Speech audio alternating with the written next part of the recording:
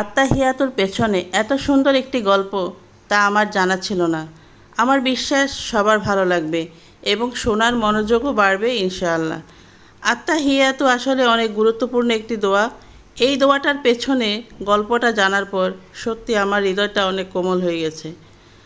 আত্তাহিয়াতু তো আসলে আল্লাহর সাথে আমাদের নবী করিম সাল্লাল্লাহু সাল্লামের কথোপকথনের একটা অংশ, যা আমাদের নবী করিম সাল্লাল্লাহু সাল্লাম ইসরায়েল মিরাজ যাত্রার সময় হয়েছে মহান আল্লাহর সাথে।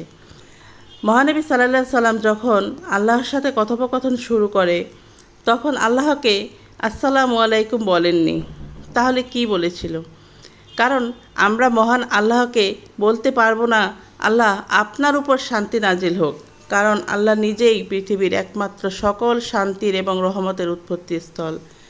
মহানবী সাল্লাল্লাহু সাল্লাম আল্লাহকে উদ্দেশ্য করে বলেছিলেন, আত্তাহিয়াতু লিল্লাহি ওয়াসসালাওয়াতু ওয়াত-তাইয়্যিবাতু, অর্থাৎ যাবতীয় সম্মান, যাবতীয় উপাসনা ও যাবতীয় পবিত্র বিষয় আল্লাহর জন্য।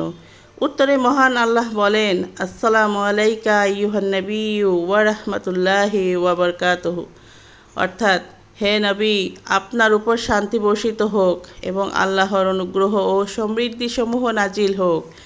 এতে মহানবী সাল্লাল্লাহু সাল্লাম বলেন, আসসালামু আলাইনা ওয়া ইবাদিল্লাহিস সালিহিন, অর্থাৎ আল্লাহর সমৃদ্ধি শান্তি বর্ষিত হোক আমাদের উপরে এবং আল্লাহর সৎ কর্মশীল বান্দাগণের উপরে।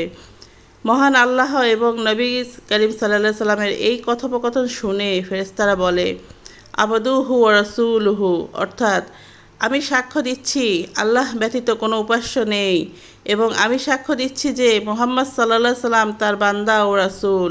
সুবহানাল্লাহ। এখন আমি এবং আপনি আত্তাহিয়াতুর গুরুত্ব এবং পেছনের ইতিহাস জানতে পারলাম। এবার একটু ভাবুন, চিন্তা করুন তো, এই কথাগুলো যদি আপনার মাধ্যমে অন্যান্য মানুষেরা জানে তাহলে তারাও এই দোয়ার গুরুত্ব বুঝতে পারবে। আমার সম্মানিত প্রিয় দিনী ভাই ও বোনেরা, আমার ভিডিওতে একটি লাইক ও পেজে ফলো দিয়ে রাখবেন। সবাইকে ধন্যবাদ পুরো ভিডিওটি দেখার জন্য। আসসালামু আলাইকুম ওয়া রাহমাতুল্লাহি ওয়া বারাকাতুহু।